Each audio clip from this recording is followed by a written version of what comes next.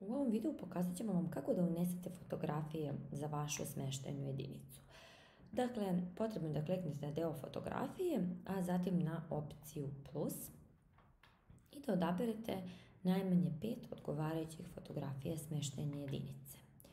Ukoliko nakon učitavanja fotografije niste pronašli ni na jednu poruku koja ukazuje da su fotografije neodgovarajuće veličine, potrebno je da kliknete na opciju sačuvaj i vaše fotografije će biti unete.